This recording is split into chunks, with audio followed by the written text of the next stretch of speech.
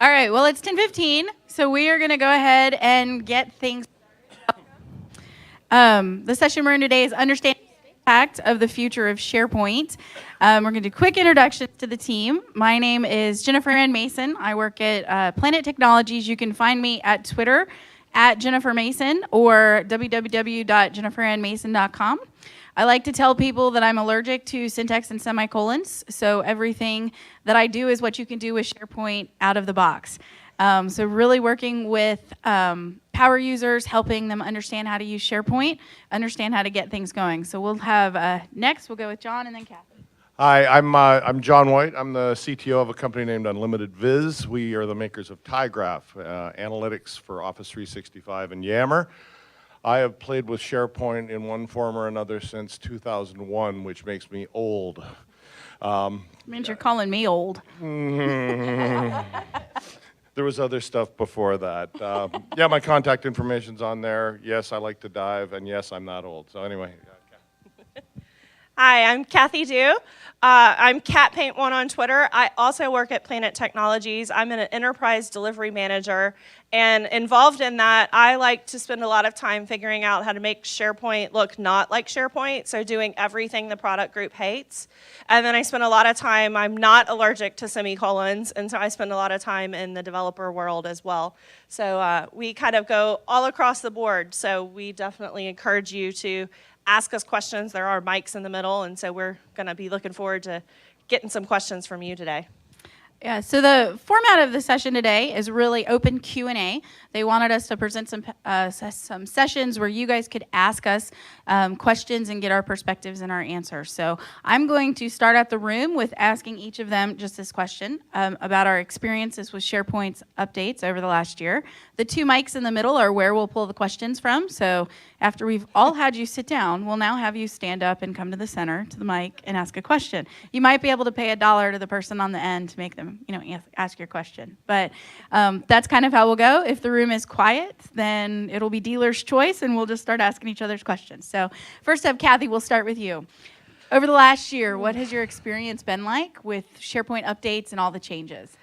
Yeah, it's been a real challenge over the last year, as I'm sure many of you have experienced. How many of you in the room are dealing with Office 365 and SharePoint Online? Yeah, so we feel your pain with the updates and the continuous changes. It is definitely a challenge, right? We get one thing, one feature set rolled out, and users trained on it, and 2 weeks later, they put something different out. I've definitely experienced that from customers and from myself alike. I laughed a couple of weeks ago. I was building a demo for this conference, and it took me 30 minutes to figure out how to create a promoted links list in the new site contents slide. And I kind of laughed, and I was like, if it takes me 30 minutes to figure out how to do it, how long is it taking other people? And so it's definitely a continuous change is an issue, and trying to manage that for our user population is even harder. So there's a lot of clues and things that we can look towards, roadmaps. And for me, the most valuable thing is if you are in an Office 365 tenant and you have or know someone on your team who's a global administrator, have them forward you the weekly update email if you're not a global admin, because every week Microsoft sends on Monday mornings, Sunday nights, they send a weekly update, and it tells you everything that changed in your tenant over the last week. And so that gives you a cue as to what's going to happen with your users during that week. And that's my favorite kind of thing to give me that insight. What about you, John? Well, I'm pretty. I guess I'm bullish on the constant change stuff. For years and years and years, we were screaming at them to hurry up. We need this feature now. We need this feature now. And it's like someone said, "Okay, there you go. Enjoy it." We're part of what we do is an ISV, and we have a product that installs both on-prem and it works in the cloud. We don't have any problem rolling anything out to the cloud customers. We have an infinite amount of problems rolling out to on-prem customers because you don't know what their environment is like, you don't know what version they're on. It goes on and on and on.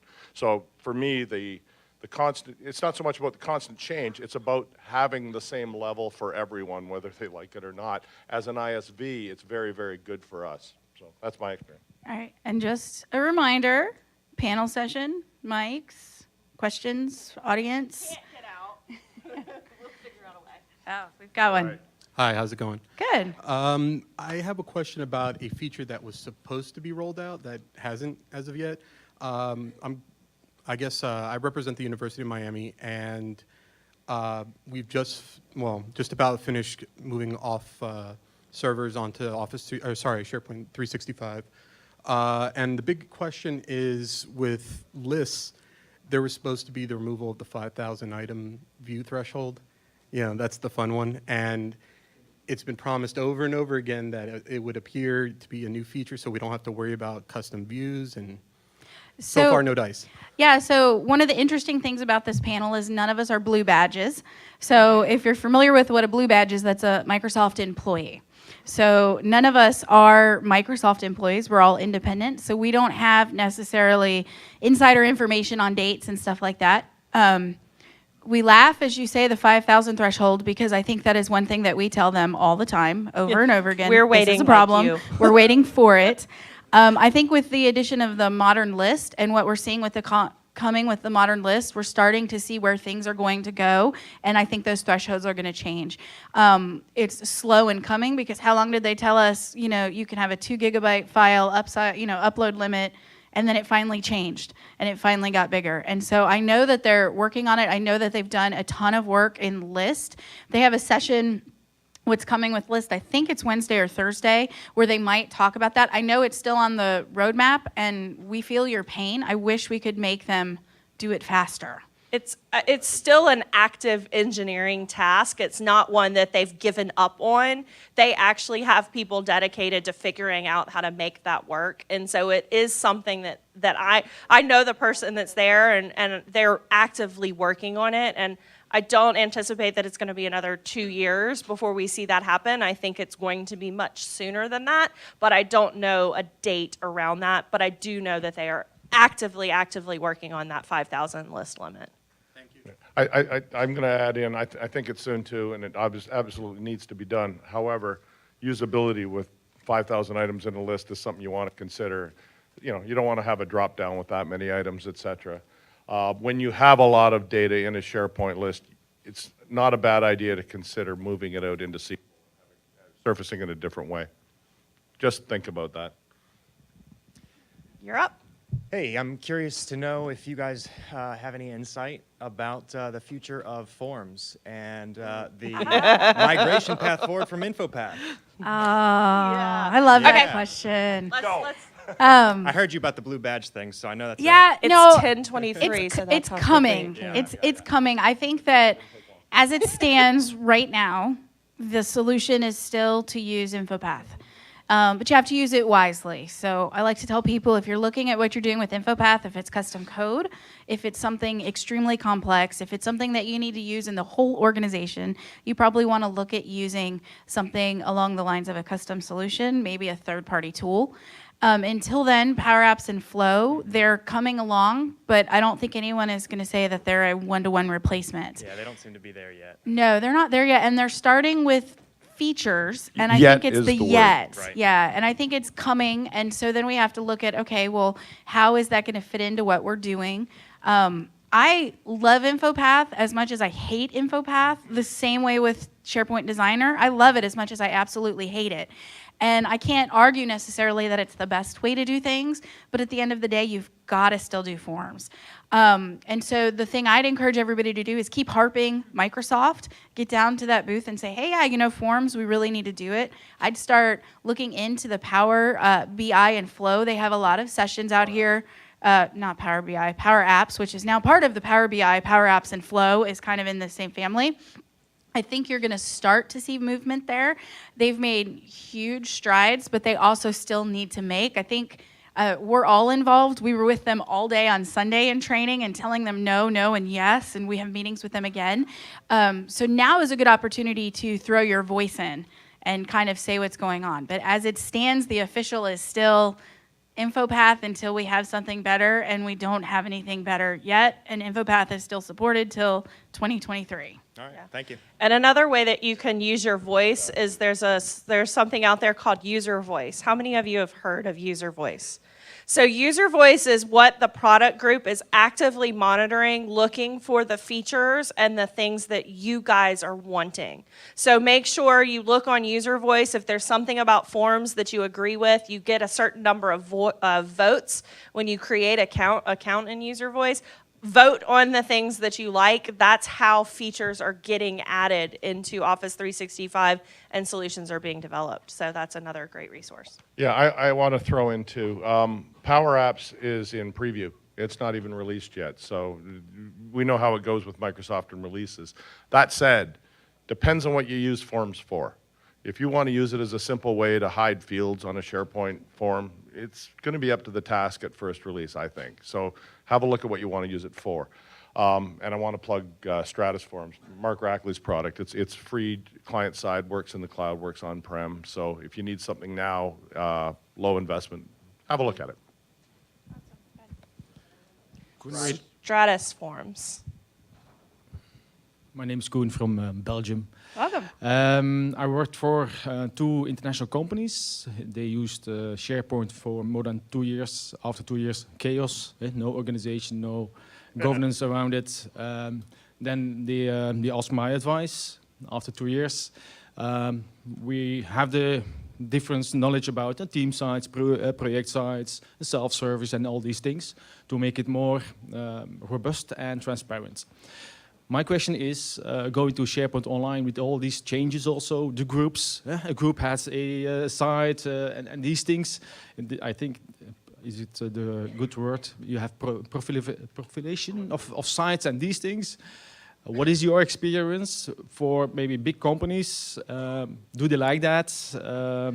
How do they tackle that? That one's been an interesting one, and I think the answer so it depends. It depends on what's going on within an organization. I've been in large organizations where they have turned off groups altogether because they can't handle the chaos that can come with everyone creating a group. And they've not said that groups are bad. They've just said, until we can get some control around it, we're going to turn them off. I've also been in organizations where they've done the opposite and said, oh, groups gives us all we need, so we're going to delay starting with SharePoint and doing a big SharePoint implementation because we can get what we need with groups. And then it's been in a group or in a site where it's mixed. And so my advice to that is really there's going to be best practices and there's going to be guidelines that there's given, and then there's going to be what happens in the real world and what's actually practical. And so a lot of it is looking at it and understanding your users and really understanding the change that they can take. And then from there, deciding what features are we going to turn on and turn off and try to guide them towards using it.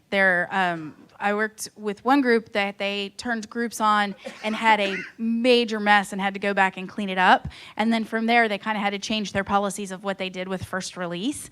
And so really a lot of it is just understanding your audience and then picking a governance plan that's going to work for you and your users based on those factors. Yeah, I would say that a lot of large companies and institutions that I'm working with are all turning groups off right now, just because there's not enough compliance, there's not enough tracking, there's not enough, information rights management and retirement and all of that archive policies around groups. And so the manageability for them isn't there for the number of restrictions they need to put in place. For the smaller organizations that I work with, they're using groups because they are so flexible and easy to use. So it really kind of goes on the bandwidth of, how much structure do you need to put in place and how flexible can you be as to whether or not people are using them. I think that with the changes they've been talking about this week, with when you create a new SharePoint team site, you get a group along with it to really unify it together. The picture is going to start becoming a lot more clearer about how we utilize those. But for how they're released right now, it's kind of a one or the other as far as what I'm seeing. Okay, so Corey's got a mic right here. It's impossible for everybody to get out. So for the last 15 minutes, if you have a question, raise your hand, and we're going to have him bring you the mic to make it a heck of a lot easier and actually get to questions. So then I'll let you in. Yeah, no problem. As just to reinforce all of this, we're a small company, and I love groups. I've turned them on, and pretty much moved everything into the group construct, and that's pre-team site. So what you're seeing here, the future SharePoint, right, with the team sites being a part of a group, that's going to make it all that much better. We're small enough that we can manage that. It's no problem, but we do have something like 60 groups showing up along the left-hand side in some order. I'm not sure what the order it's in. It's not alphabetical. There's no way to manage that. So from a usability standpoint, not just a governance standpoint, they've got to do some work before we can roll that out on a large scale. But with that said, that single logical container for all of these different resources, and that extends out to Power BI, it is beautiful. We just spin that up and we know where things can be. So I'm pretty excited about Groups General. My question's around global navigation. Are they bringing that back? Or Oh, that's a fun one. So global navigation, are they bringing it back? The question. That's a tough one. So you're talking about throughout everything and with the new document libraries and lists and how it disappeared? Yeah. So that's one of the #1 requests in user voice right now is to bring global navigation back. And I believe they're putting it back. I think it was kind of an oops that it didn't have it when they rolled it out, and so they kind of were like, what? And so as far as I understand it from what's happening, global navigation is still in the plan. Breadcrumb navigation, not so much, but global nav across everything. They don't think people use breadcrumb navigation, so please use or voice it because everybody uses it. But if you would, like global nav, as far as I understand it, is coming back, and that's using metadata or structured and managed as far as I understand it. There is an effort underway. I don't know where it's at, but there's an effort underway to rationalize navigation across all of the products. So that may also play. We'll go, Corey. Yeah, we'll get one there and then one back over here. Yes, sir. Hi, yeah. I just wanted to find out what do you think skill set wise people are going to have to change to keep with the trends? I actually think, and so I work on a product right now that brings training to end users, and we have to manage all of the changes that are coming with Office 365. I think skill track wise, things are getting a lot easier. So I think you're going to be able to just pick up and use things. I always used to joke about when I did sessions that it needs to be easy enough that my mom could do it. And my mom's an RN, and her hospital is in the middle of transitioning to SharePoint, and so she'll call me, and I'm like, okay, now it really needs to be easy enough that my mom can do it. But she's able, because otherwise she's calling me. But they're picking up on things a lot easier. And so with groups and some of those things, I think you're going to end up getting easier entry point into a lot of those features. But then you go to something like Power Apps, and where it's supposed to be a no-code solution, I think eventually it's going to be a no-code solution. But right now, you still have to have a lot of syntax and understanding of development constraints. So I think you're looking at, for that end user, they're lowering that boundary and lowering that entry point. And then some of these other tools, you have to take more dev-like. So those power users are going to have to stretch a little bit into the tool base meets them back where they're at. And so that's kind of how I describe the industry right now. And then for like the developer world, if you're looking for like IT pro and developer, where am I going to need to go? So from the developer perspective, especially with the release of the SharePoint framework, the new developer tool, right? It's JavaScript, but not like I know JavaScript, and I had a large learning curve to get into it because I don't use TypeScript and I don't use a lot of React. I was much more Angular than React. So I had to learn React and TypeScript to get into the SharePoint framework. So it wasn't just JavaScript coming into that. So it's a little bit of a transition for those of us that are doing it as well. I mean, that's something I had to go learn to do that as well. The questions asked illustrate a giant overarching question for me. My installation, 8,000 user base, all 100% on-prem. I work for local government.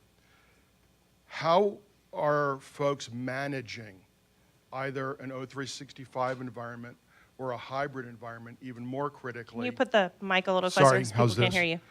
Managing an O365 environment or a hybrid environment with the continual change to functions, features from a training standpoint, a user standpoint, a governance standpoint. To me, it creates, being politically semi-correct, a massive quagmire. Yep.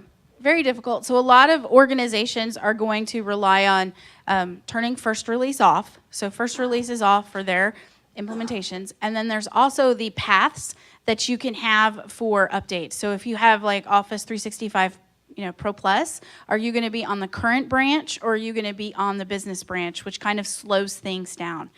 What we're seeing right now is that things are rapidly coming to first release. If you're a first release candidate, you are getting stuff every Tuesday, it seems, and then it's Wednesday. In fact, I'm on a first release tenant, and in between my stinking 2 sessions yesterday, I refreshed my screen and something was different. And I'm like, you've got to be kidding me. I just presented this, and now I'm presenting it again, and the UI is different. But when it actually comes to reality and it hits production and it goes to general availability, it's not like that. The only things that hit general availability that quickly are security bugs and things that you want to hit. The rest of the features are going slow. The things that they're turning out right now, even with modern list and modern libraries, they're coming in with the controls to turn it off in the tenant until you're ready. So really it's understanding. And how you manage it is you get so involved in knowing it that even if you know you're not in first release, you know all the pieces that are coming and you have a plan to when are we going to turn them on or off. And then you start looking for training resources that you can constantly. Training is not once and done anymore. It's a continual how do we provide this training over and over again to our users and make ourselves ready to go. All right, Kathy's got this done. Yeah. Okay, hello. Yes. So the question about this new look and feel for the document libraries and the SharePoint list. Just wondering how do you guys manage that change from all the things that we've built so far, and we need to adapt to this new, let's say, world. So if you, like I said, I'm not a blue badge. The 100% real world answer of how I've managed the change in the new document libraries, I don't have a customer yet that's using it. They all went back to classic. And that's kind of the reality. I don't know if you guys have a different reality. And then once some of the new features come up, there's certain things that are missing. Once those come up, we may try it with a small select group and then see. So that's kind of my honest answer at this point for that one. Hello. I work for a very large manufacturing coatings company, 45,000 employees, 70 different countries. So we're a global company, and our entire intranet runs on SharePoint. We are a SharePoint on-prem 2010, migrating to SharePoint 2016 on-prem, no hybrid, no Office 365. And I might be in the minority here because I saw a lot of Office 365, SharePoint Online hands go up. But, and I'm not trying to sound like a SharePoint snob, but I'm just wondering if you think that, because I'm getting a little annoyed, my last 2 conferences with Ignite, the SharePoint content being represented is not what I'm looking for. We have 4 terabytes of data that we're going to be migrating, and our farm increasingly becomes more business critical because we are using SharePoint we have a third-party workflow tool that we use, and we're building business critical, made to order, master data management, and our manufacturing facilities are relying on these applications to work within SharePoint. And so I'm just wondering, do you think Microsoft will ever bring back a SharePoint conference, or do I need to look at another conference? And I hate to sound like a snob, but I'm just saying, no. And I'm just saying, like, you have everybody waiting outside to get in this room, and the Azure room right next door is wide open. We met for breakfast this morning, and that was the topic of conversation. I keep agree. giving my feedback, but they don't. I don't know if And they're just for a not laugh, taking me ask seriously. Jeff Tieper that question. Tell him Mark Rackley told you that. Okay. They're trying, but the thing that I will say about it is everything awesome that's coming to SharePoint on-prem right now, even Service Pack 1 that's rolling out, and all of these great changes are empowered because they have Office 365.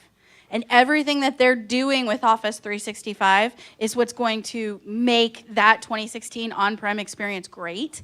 And they've really turned in the last 6 months of how quickly they can do that. The fact that we have a service pack coming out already this close after launch is unheard of. Feature pack, I'm sorry. But you know what I mean? It's ahead of schedule. It's coming. There's going to be more coming like that. So I think a lot of people feel your pain, and I know the SharePoint team does, and they know.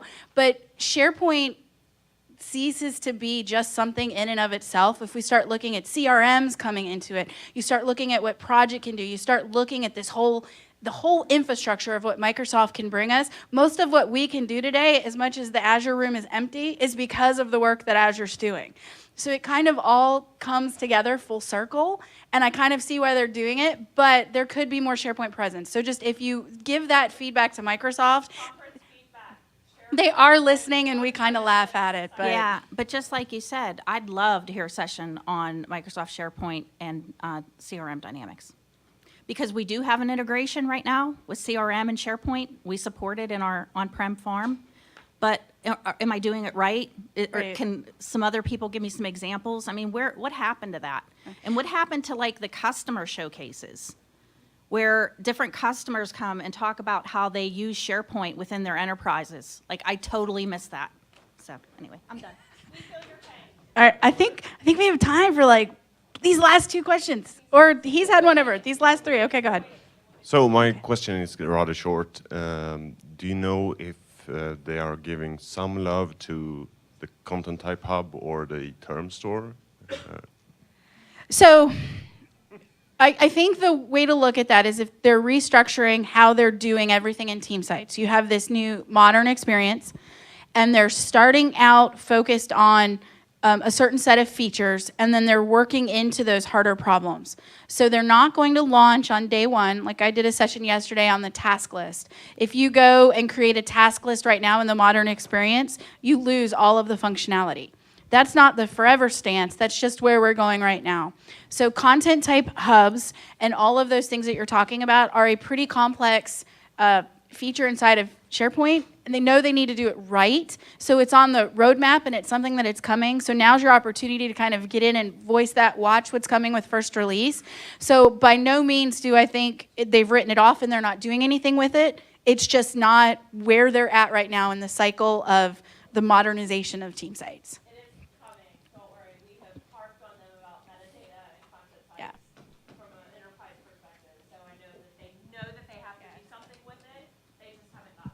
You saw Jeff T, frankly, yesterday in groups showing metadata in a list, which you didn't have before. So there's attention being paid to metadata, and that was a direct result of the feedback. Hi, my name is Bruce from Los Angeles, and I work for a very large corporation. And I know this is kind of oriented towards, SharePoint and 365, but we have a very large Team Foundation server deployment where we have over 700 projects. And those tie into SharePoint right now with all these project portals, and we're about to migrate, upgrade to 2013 or to 2016 for SharePoint. And you talk about teams and everything in SharePoint, but we also have teams in Team Foundation server. And is there going to be any sort of correlation between those two, or are we all left to dry? I'm going to be honest with you in that I have not heard the answer to that. I've asked it myself because I also use Team Foundation Server. I have not heard the answer to that. So I'm sorry, I don't know the answer to your question. TFS? I would go to the TFS booth downstairs and then also go to the SharePoint booth and try to find a Microsoft product team member and ask them who they should ask about that question. There's very likely somebody here that can give you that answer, but we can't. And so that, or find one of us later and we can find you someone to get them. Yeah. I'm going to get his real quick, and then we're going to get yours. I promise we're going to answer it. Okay. Hi, my name is Doug. I'm going to couple, I think, two comments that you made into a question. One, that your mother should be able to use SharePoint, and that I think you said that you pay some attention to making SharePoint look other than it is out of the box. So we're trying to, our whole intranet's on SharePoint, and it's reflecting our brand. We're on a hybrid environment, and most people have not gone over to SharePoint Online yet. And we want to, one, build an intranet where our brand is there, and we have all these common web parts that people can reuse, and they automatically look as pretty as they can be and all that stuff. But we're ramping up on having the expertise to do so. So regarding front end and regarding creating web parts that are unique for us and present uniquely but aren't custom, so they don't disrupt the flow of updates from SharePoint Online. And since we're so early in the stage, and also an enablement plan, so that all these people, like your mom, when they move on to SharePoint Online, they know what to do. It's easy for them because we've made it that way. But we have to do a lot of work to get there, and I just wanted to hear what you might have to say about guidance for us to make sure we're doing the right thing, or if you've done this before. You're in a very interesting time because the SharePoint framework is launching out, and the world as we know it, for the concept of what you're trying to do, I'm sure if you've been to any of the keynotes, you've heard the phrase intranet in your pocket and where SharePoint is coming. So they're definitely going to that route. There's a session, I believe it is Wednesday morning, Adam Harmitz is leading it, and it's the future of intranets. Definitely go to that. I say if you guys are in the early planning stages, engage your local Microsoft folks, find out what's coming, because you guys might be able to incorporate some of these new things. It might help you get there better, quicker, faster. Yes. Well, and sometimes that's when you can go back with the feedback of, okay, we can be early and accelerated and then redo it in a year when the new way's here. So I think you're right on the cusp of great things coming, but we're right in that stage of, that looks really great, but some of that's vaporware on the screen that doesn't really exist, and then some of it does exist and it's coming, but we've seen very rapid development. There's also some side sessions that you can maybe get into and see some of the Microsoft folks and get some of that feedback, because they're building that. I mean, they've said intranet in your pocket has been a phrase that we've heard almost nonstop since May 4th.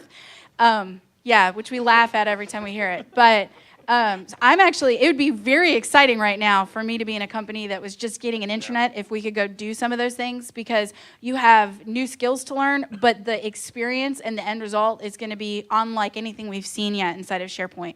So it's really a great opportunity to do new things, right? Except for the part where you want to have your brand applied to it, because they don't want you to do that. No, in the modern experiences, there is no way currently in what they have to apply customizations, not even a composed look. No. The page piece isn't done yet. Not that I'm on the It's not there. It's not there. And trust me, I harp on that every day. In fact, I jokingly tweeted it yesterday during Teeper session, like, but how do I customize it? Customization are allowed in SharePoint Online in the old experiences using the publishing framework and using the classic libraries and lists, not in the modern. And the same with the intranet in your pocket, you don't get to customize how that looks, right? So they know that people are asking for it. They haven't yet provided a way for us to do it. It's getting them to understand that more and more people want it, which is a great thing. They definitely see that here. There's one how to brand things session, and then I meetup tomorrow, and they were shocked at how many people added the UX meetup to the session schedule. Yeah, and so that's something that just to keep in mind from the experiences, doing what you're talking about with the web parts. The framework is going to be fantastic for you for that. Unfortunately, you have to maintain 2 sets of brand assets because you're hybrid, because the CSS in online is different than the CSS in on-prem. So you have to maintain 2 sets of brand to get any type of cohesiveness.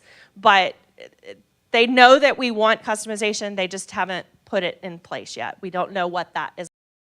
But we're hopeful framework is going to cover that. Yeah, go ahead. 11.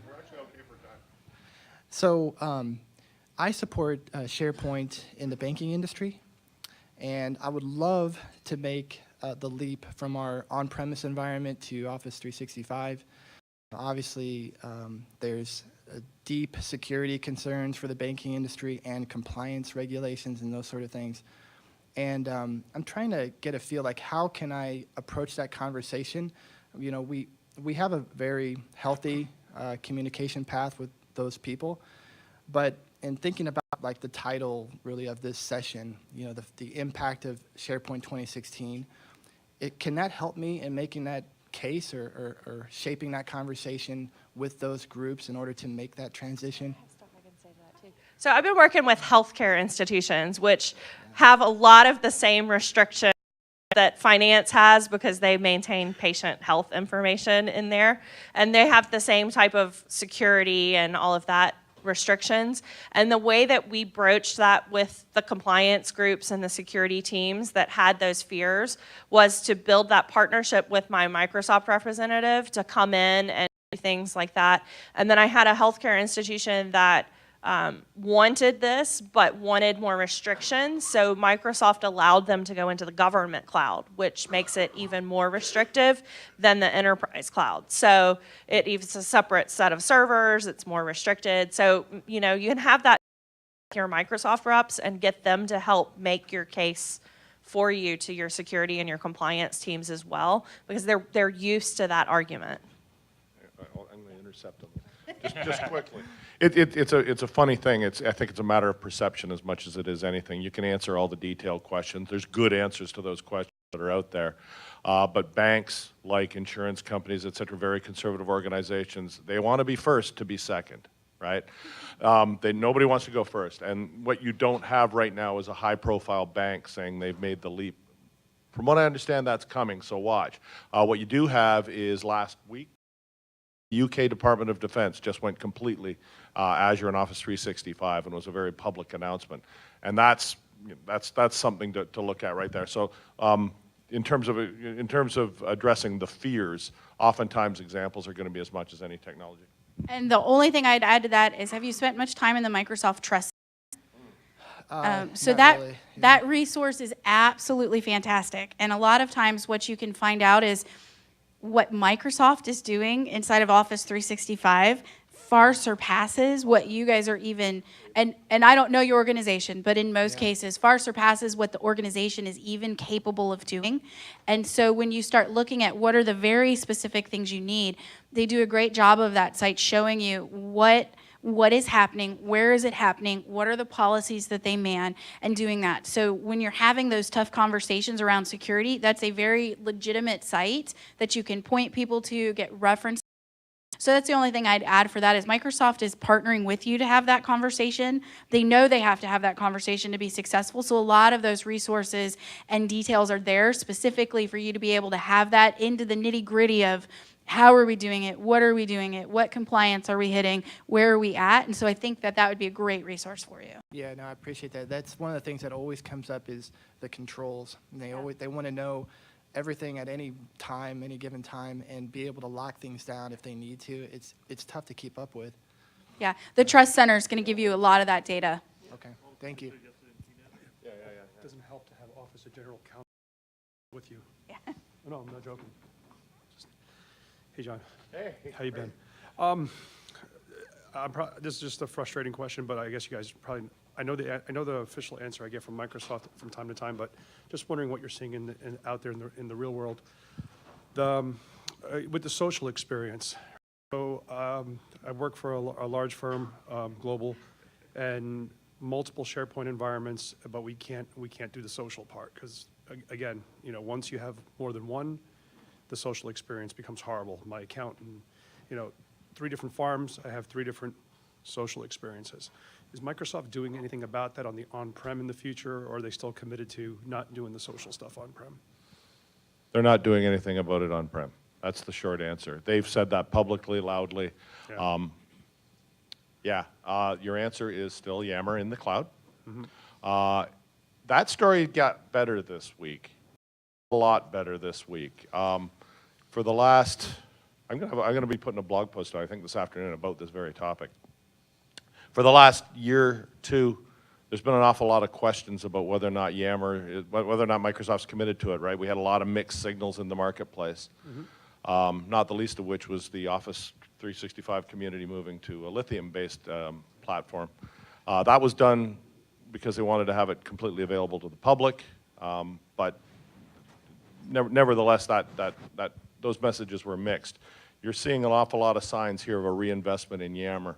Go down and see the booth. The last pedestal was about this big, and that was it. I got Now the sticker. they've got a whole they got a whole section. They're having a party. There's an awful lot of stuff, and I don't know if you noticed, it was mentioned multiple times at the keynote. Yeah. Yammer is going to be a very integral part of groups. So that those logical units of work that I was talking about, we've got the new team sites, we've got the new style document libraries, all of that stuff is part of a group. Yammer conversations are going to be embeddable in there. Okay. They didn't show it, but that's what they did show. If you noticed Jeff Tieper's talk yesterday, there's a new Yammer web SharePoint framework, and it works like a champ. It actually is really nice, and you can tie it to whatever you may be. So you can say, basically, my conversation thread, but this is online. Right. There's no good story for you on-prem, I'm afraid. Yeah, So no, I don't know if I'm going on too much. No, I was just curious. Maybe you get some. I just wonder if clients are saying, is anybody going back to Microsoft with the same story? Because it's just for us, it's build a new farm. All right, let's shut off all the social features. Because, I mean, that's basically what we do. So, well, what you'll be able to do, this is partly me speculating, but not really. When in Feature Pack 1, right? No? No. So when the framework shows up, the SharePoint framework that we're seeing being rolled out, just starting into the cloud right now, that's all client-side rendering. When that shows up on-prem, I guess maybe Feature Pack 2, I'm not sure when, but what happens, you're going to be able to embed those Yammer conversations in exactly the same way as you can in Office 365. It won't matter because everything's client-side. This is true for Power BI as well, so report embedding. I'm going to be talking about that on Friday myself. Quick plug. But I think that's ultimately going to be it's probably just so far out they don't want to talk about it yet. Other people are expressing the same exact need that you are. The on-prem story for social, I hear it all the time as a request from people. How do I do social? How do I do news? You know, we used to have the news feed that you could put things in there, and we had the people pages that were easier to use, and the whole social component of the My Site. So it is being asked, and it is being put in there. And so again, like I say, use your voice, make sure that they hear that you're wanting that for on-prem, and they do know that it is an outstanding request and something that people are looking for. And the SharePoint framework going to on-prem is a much further out. It's not on the roadmap, I don't think, yet for what feature packet might go to on-prem. So make sure that they hear that you want that. That is the way to escalate getting that down. Okay. All right. Thank you. We do have a few more minutes, maybe time for one more question. Does anybody else have a burning question they want to ask? She's got another one, Corey. She's got another one for us. Didn't see you over there. So I understand that when you create a team site, you get a group. As we start migrating to the cloud, will those previous team sites automatically get a group? They will? Eventually. So the very first thing that they're rolling out is the new team site experience, which is going to be modern team sites. And when you create a modern team site, you're going to get a group with it. When you create a group, you're going to get a modern team site.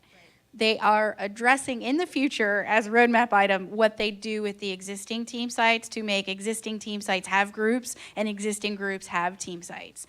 So those scenarios are coming. They're not going to hit on day one.